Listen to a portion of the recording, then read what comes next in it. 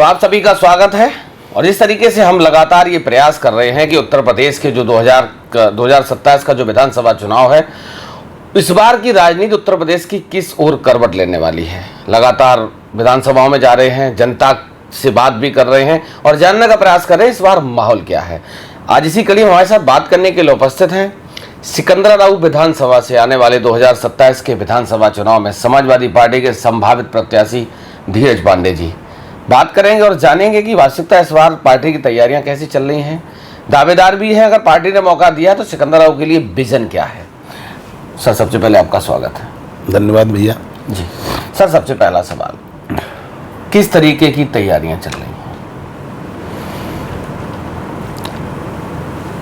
Party की तैयारियां तो हमेशा चलती ही रहती हैं। जमीन पे लोगों से मिलना, पीडीए चौपाल करना, लोगों से डोर टू डोर कैंपेनिंग करना, समाजवादी पार्टी का विचार, समाजवादी पार्टी की कार्यप्रणाली लोगों के सामने रखना, उनको संतुष्ट कराना, उनको बताना कि जो गुमराही वाली जो सरकार है इसकी पोल खुल चुकी है, चंदा चोर इस पार्टी में है, महंगाई का हाल देख ही रहे हो आप, किसान की खाद चोरी कर ली गई। ओवरऑल रिजल्ट ये है कि 3 वर्ग होते हैं, व्यापारी, किसान और सरकारी नौकरी वाला। तीनों ही वर्ग परेशान हैं। आप कह रहे तीनों वर्ग परेशान है? योगी जी कह रहे राम राज्य आ गया, एकदम सब ठीक चल रहा है। योगी जी राम राज्य किस बेस पे दिखाना चाहते हैं? उनका विजन क्या है?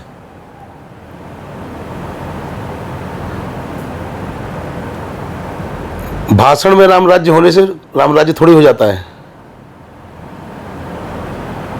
अगर राम राज्य होता तो जैन जी का क्या हाल हो गया, दिल्ली में क्या हाल हुआ?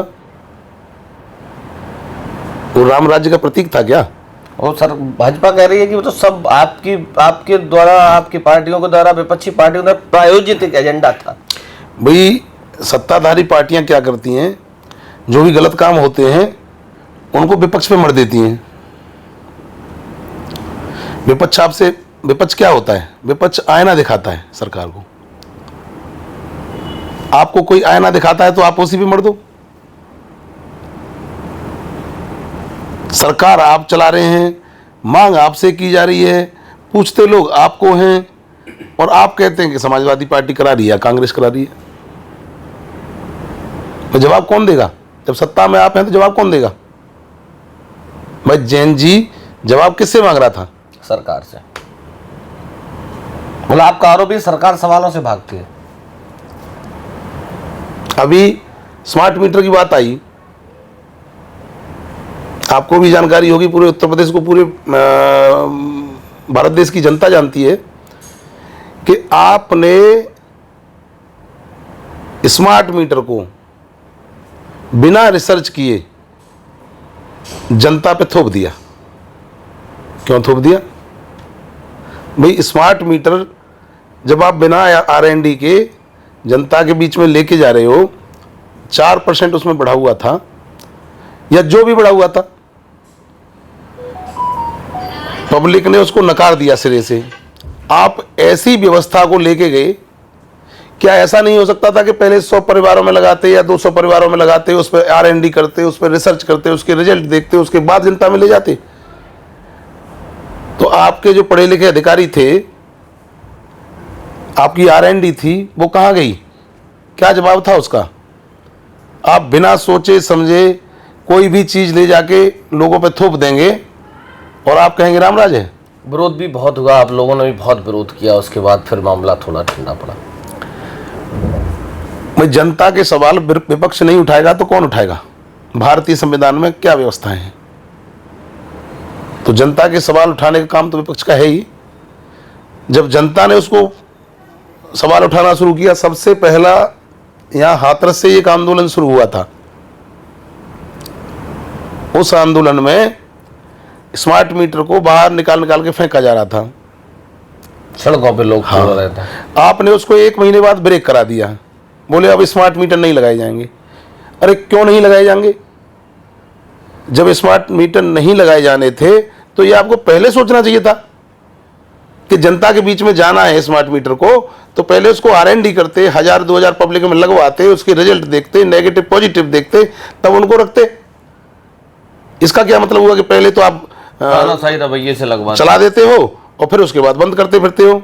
यही काम नोटबंदी में कर दिया आपने। देश का सबसे बड़ा घोटाला निकलेगा नोटबंदी, देखना आप।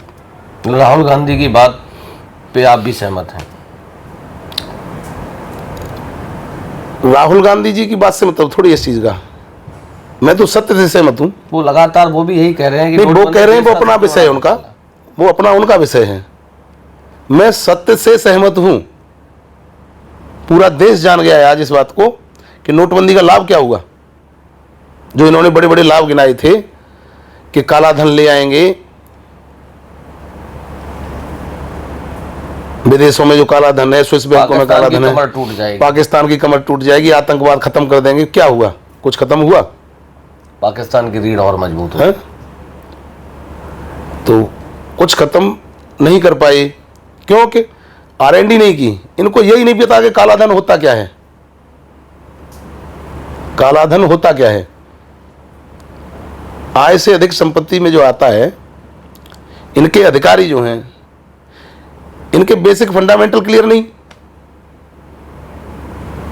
काले धन की जो बातचीत होती है, काले धन को यह सिद्ध नहीं कर पाए कि काला धन कैसे सिद्ध करेंगे ये काला धन है, ये है काला धन। कोई मापदंड नहीं। इनका इनका क्या मापदंड है? केवल मीडिया के सामने भाषण देने से या बोलने से कि हम काला धन ले आएंगे, मेरे 125 करोड़ देशवासियों में हम काला धन ले आएंगे, उससे थोड़ी बात बनती है। काला धन भी तो पता होना चाहिए कि कौन से, किसको काला धन बोलते हैं। आपके शब्दों में काला धन है क्या? मोदी जी प्रेस कॉन्फ्रेंस क्यों नहीं करते? ये उनका अपना व्यू है। भाई लोग सवाल पूछेंगे तो हो सकता है, सवालों से डरते हैं। अब मैं तो इन शब्दों को नहीं कहूंगा। आप और आपकी पार्टी चढ़ावा चोरी के मुद्दे को छोड़ना ही नहीं चाहते हैं। पार्लियामेंट में आपने आतंक मचा दिया, अब विधानसभा शुरू हुई, वहां भी सारे विधायक एक ही मुद्दे पे लगा दिए, सब दान पात्र लेके घूम रहे।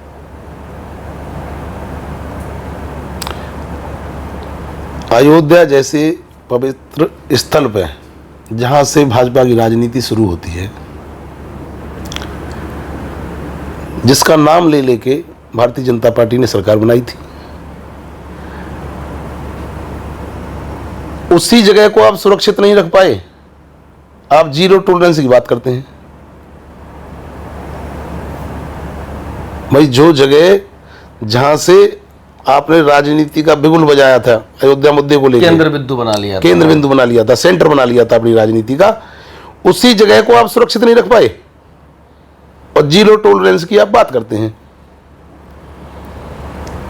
ट्रिलियन इकोनॉमी की बात होती है, क्या फायदा मिलेगा आपको? अभी आज भी मैं अभी अयोध्या गया था, किसी काम से उधर से निकला था, तो मुझे ये बताया गया, मुझे ये पता चला कि अयोध्या मंदिर में बाहर के कैमरे अलाउ नहीं है। उनके अपने कैमरे हैं, अपनी व्यवस्था है। वो चाहे जब बंद कर सकते हैं उन कैमरों को, चाहे जब स्टार्ट कर सकते हैं। कोई बाहर का कैमरा अंदर जाएगा तो हो सकता है उनकी लीक पुल बाहर ले आए। बाहर का बैन कर रखा है, तो उनकी व्यवस्थाएं ऐसी हैं। और चंदा जब वहां से चोरी हो रहा है, और तब भी मीडिया में दिखाया जा रहा था कि कैमरे कितनी बार बंद हुए हैं, कितनी बार स्टार्ट हुए हैं। तो जब अपना ही कैमरा है तो कभी बंद कर लो, कभी स्टार्ट कर लो। जब आपको चोरी करनी हो तो बंद कर लो, जब चोरी नहीं करनी हो तो स्टार्ट कर लो। मैं दूसरे को किसी को बोलना ही नहीं उसमें। रिमोट कंट्रोल सब हाथ में ले रखा है। धीरज पांडे को समाजवादी विचारधारा में क्या अच्छा लगा जो आप समाजवादी विचारधारा में शामिल हो?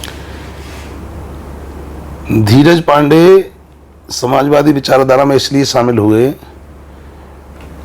कि हमारी पार्टी के राष्ट्रीय अध्यक्ष जी आदरणीय अखिलेश यादव जी एक इंटेलिजेंट पर्सन है। उनको ये पता है कि जमीन की हकीकत क्या है। वो जानते हैं कि विकास कैसे होता है। 100 डायल की बात करते हैं, आज उसको 112 नंबर बोलते हैं। 100 नंबर समाजवादी पार्टी में थी। लाने वाले कौन थे? आदरणीय अखिलेश यादव जी, हमारे नेता। जीरो टॉलरेंस वहीं से स्टार्ट हुई, जिसको आदरणीय योगी जी बोलते हैं कि हम जीरो टॉलरेंस में बात करते हैं। हिंदू मुस्लिम की राजनीति करने से जीरो टॉलरेंस नहीं हो जाती, सभी को समान दृष्टि से देखना पड़ता है। जब 100 डायल हुई तो जो लूटपाट और वैसी हरकतें थी उसी समय से सब बंद हो गई। आज एनसीआरबी के आंकड़े उठा के देखो तो क्राइम रेशो बढ़ा हुआ है, कम नहीं हुआ। भाई भाषण से जीरो टॉलरेंस थोड़ी हो जाता है। क्राइम रेशियो बढ़ा हुआ है, योगी जी कहते हैं कि या तो अपराधी गुंडे जेल में चले गए या फिर ऊपर चले गए। बिरादरीवाद से कितने ब्राह्मणों की हत्या की उसमें? सबसे ज्यादा। कितने मुसलमान मारे गए? कितने यादव मारे गए?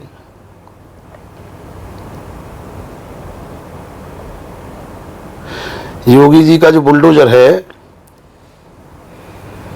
चंपत राय पे क्यों नहीं चला?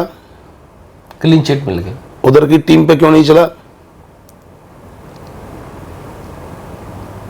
कहां चाबी कहां खो गई? डीजल खत्म हो गया। तो जीरो टॉलरेंस पे योगी जी जहां की बात करते हैं वो जीरो टॉलरेंस की नीति ही अखिलेश यादव की नीति है। आदरणीय अखिलेश यादव जी ने जब से 100 डायल लाए थे, क्राइम रेशो उस समय कम हुआ, क्राइम उस समय कम हुआ, वहां से शुरुआत हुई इसकी। जिसको इन्होंने 112 में कन्वर्ट कर दिया उसको भी मैनेज नहीं कर पाए। एम्बुलेंस सेवा कौन लाया? आज इन्होंने उसमें क्या सुधार किया है? 100 डायल में क्या सुधार किया इन्होंने? उसको संभाल के तो रख नहीं पाइए। आपके नेता कहते हैं कि हथेली गरम और पुलिस नरम। हमारे नेता इसलिए कहते हैं कि जमीन की जानकारी ली है उन्होंने, उनको पता है कि हथेली गरम और पुलिस नरम। तो आज करप्शन का रेट पुलिस का क्या चल रहा है आप देख ही रहे हो। पुलिस में क्या हो रहा है, कितनी रिश्वत ले रहे हैं लोगों से। भारतीय जनता पार्टी के नेताओं की ये हाल है कि वो भी परेशान है इससे, अधिकारियों से।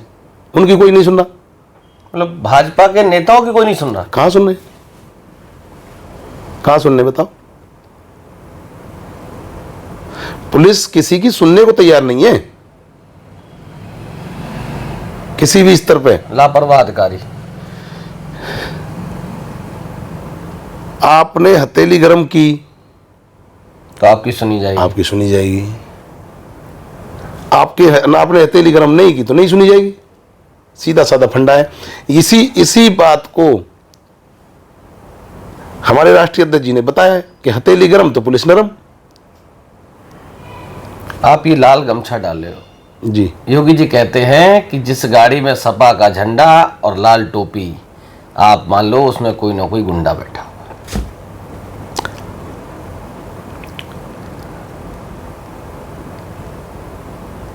योगी जी जिस बात को कहते हैं मैं उन पर कोई टिप्पणी नहीं करूंगा।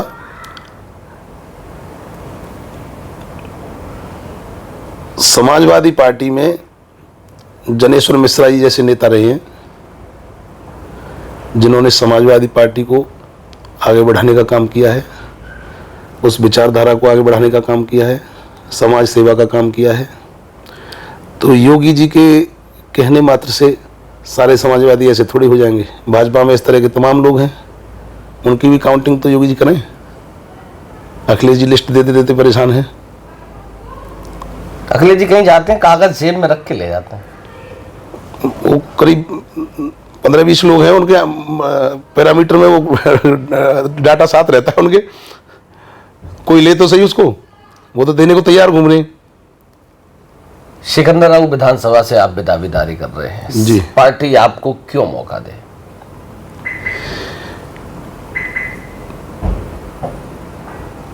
पार्टी ने कई बार यहाँ से चुनाव लड़ा है, कई बार मुद्दे अलग अलग हुए हैं, चुनाव भी लड़े गए हैं। कभी भी पार्टी में बघेल समाज का प्रत्याशी यहाँ से आज तक चुनाव जीता नहीं। 7 बार बघेल प्रत्याशी चुनाव लड़ चुका है, हर पार्टी ने लड़ा के देखा है और कभी चुनाव जीता नहीं। ब्राह्मण प्रत्याशी यहाँ से 2 बार 3 बार ब्राह्मण प्रत्याशी रहे और चुनाव जीते। 2012 के चुनाव में आदरणीय रामवीर उपाध्याय जी को 94,000 वोट मिले थे और डॉक्टर ललित बघेल जी को आज भी नहीं मिल पाए 2022 में। तो इसलिए ब्राह्मण यहाँ मजबूत है। और नई विधानसभा जो लगती है,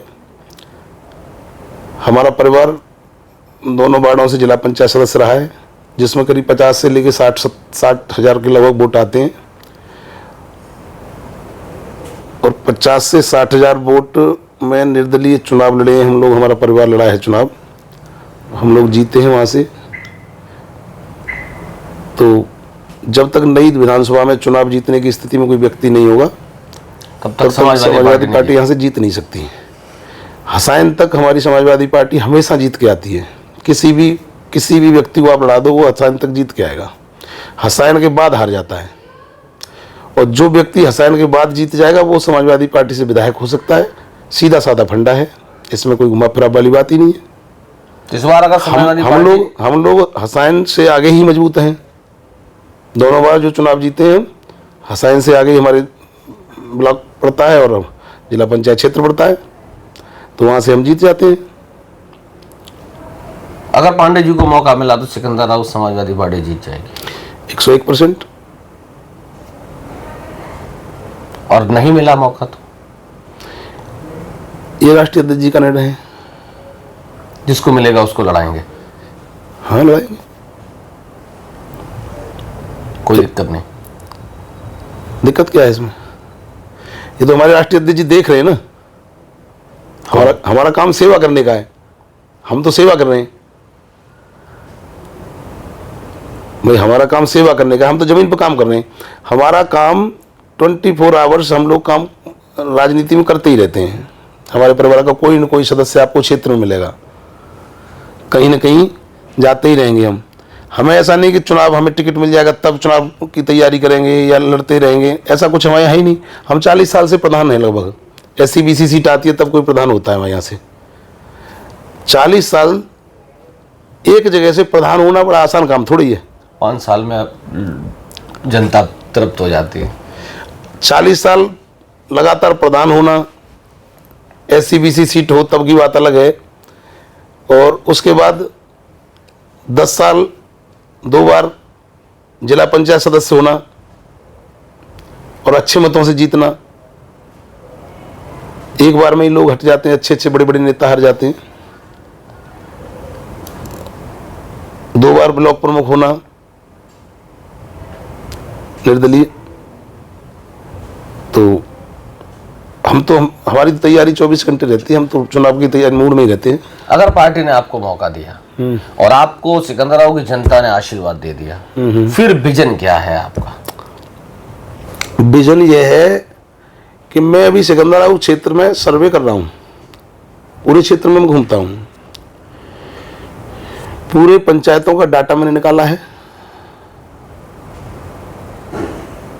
जहां जहां सड़कें खराब हैं,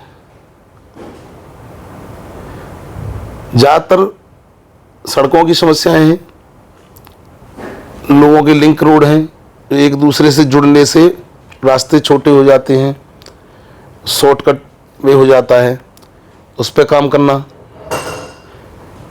लोगों की समस्याएं हैं, जैसे हॉस्पिटल की समस्याएं हैं, वहाँ हॉस्पिटल में सुविधाएं बढ़वाना। सिकंदर राव में एक बस स्टैंड की कोई बात चल रही थी, उस पर 2-4 काम और हैं जो मेरे पास है डिटेल में, उन पे काम करना। मतलब लोगों के बीच जाना, लोगों के बीच जाना, ये सबसे बड़ा विषय है। लोगों से जुड़े रहना, लोगों से जुड़े रहना। जब तक आप लोगों के बीच नहीं जाएंगे तब तक आप राजनीति नहीं कर सकते। भाई एक तो चुनाव लड़ना होता है कि पार्टी ने टिकट दे दिया आपको, पार्टी ने टिकट दे दिया, पार्टी का वोट है, आप गए और चुनाव जीत गए, तो पार्टी जीती, आप थोड़ी जीते। आपका क्या है भाई, पार्टी ने टिकट दे दिया, आप पार्टी के दम पर चुनाव जीत गए, लहर हुई पार्टी की, पार्टी ने टिकट दे दिया, आप चुनाव जीत गए, तो आपका क्या रहा? तो पार्टी जीत गई। आप संघर्ष करो तो दिखाई दे। फिर एक समस्या और आती है बाद में, नेताओं की काम नहीं करते, विधायक हो गए, अहंकार इतना आ जाता है कि वो काम करना ही नहीं चाहते। विधायक हो गए, चाचा विधायक है हमारे, बस। तो काम करना पड़ेगा। दिन प्रतिदिन राजनीति का स्तर ऐसा है कि लोगों के बीच जुड़े रहना पड़ेगा। अगर राजनीति में स्थिर रहना चाहते हो तो, स्थिर नहीं रहना चाहते हो तो कोई बात नहीं, डोर टू डोर जाना पड़ेगा, लोगों में बैठना पड़ेगा, लोगों की समस्याएं सुननी पड़ेगी। छोटी सी विधानसभा है हमारे यहाँ, अभी 448 समथिंग बूथ हैं, एक आध ऊपर नीचे भी हो सकता है, 52 थे, 452 बूथ थे, 448 के समथिंग कुछ कम हो गए। वो 1000 और 1200 वोट के बीच का एक बूथ बनाते हैं उस सिस्टम में, उसमें लगभग एक पंचायत में 2 या 3 या 1 बूथ है हमारे यहाँ। तो बूथ वाइज आप जाओगे उसको, तो आपको गांव का पैरामीटर निकल आएगा कि इतने गांव पड़ते हैं। हसैन, पुरदिल नगर और सिकंदराऊ, बाजिदपुर पंचायती लगती है, उसको टाउन नहीं कह सकते, ये टाउन एरिया है। 3 टाउन एरिया हैं, बाकी गांव हैं, बाकी पंचायतें हैं। पंचायतों का डाटा निकाल के पंचायतों में क्या समस्या है, लोगों से मिलके, प्रधानों से मिलके, बीडीसी से मिलके, उनकी बातों को सुन के, लोगों को अपने पास बुलाओ, आने का मौका दो, स्वयं उनके पास जाओ, तो वहाँ की समस्याओं के बारे में पता चलेगा, समाधान। हाँ, फिर उनका समाधान भी चलो आपसे नहीं होता, हम अपने राष्ट्रीय अध्यक्ष जी के पास रखते हैं कि हमारे यहाँ ये समस्या है, तो मदद कराते हैं। तो काम करने का सही तरीका तो ये है। 2027 में समाजवादी पार्टी कितनी सीटें जीतेगी?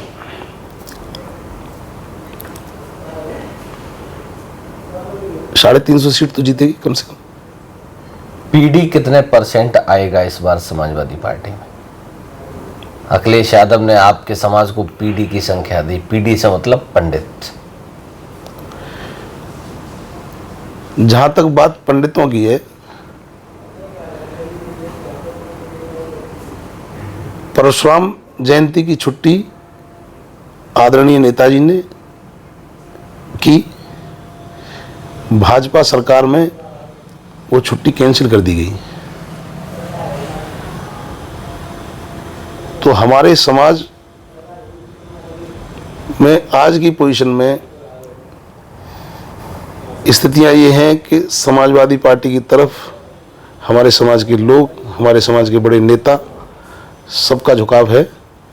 और 2027 में आदरणीय अखिलेश यादव जी को मुख्यमंत्री बनाने के लिए हमारा समाज एकजुट है और पूरी मेहनत के साथ हम लोग लगे हुए हैं। यादव सुदामा की जोड़ी कमाल करेगी। यादव सुदामा की जोड़ी कमाल करेगी।